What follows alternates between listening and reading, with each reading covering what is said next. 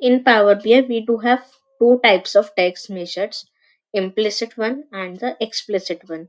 So there is a difference between both. So let's see what are they. So I'm going to my Power BI desktop. If I open a new page and show you a table, inside this table visual, let's say I am displaying one or two text columns, right? If I show you numeric column ones, let's say for example Power BI, right? So it is my column is simple Power BI, but if I just pull it into this table, it is just having one calculation, that is sum of Power BI. It is just aggregating it, right? So if I just don't summarize it, it will not adding up the sum of this complete column.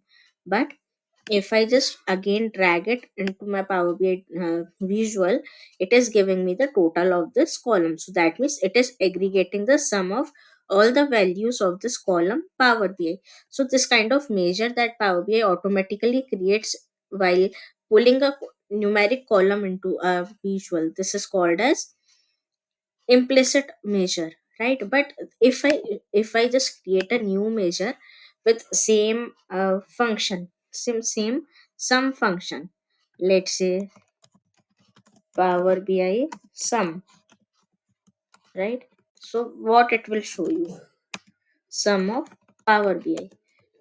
If I just execute it inside my visual, so both are same, both are giving the same results, but what's the difference between two? So my first column is my column that I directly pulled, and Power BI internally had the aggregation sum, sum as the aggregation of my column. This is the implicit one. But once I create a measure into my Power BI, that this is the explicit measure, right? Whatever the calculation or whatever the measure we write into our Power BI desktop, that is one the explicit one. But whatever the aggregation Power BI does internally into its visuals, this is called as implicit measure.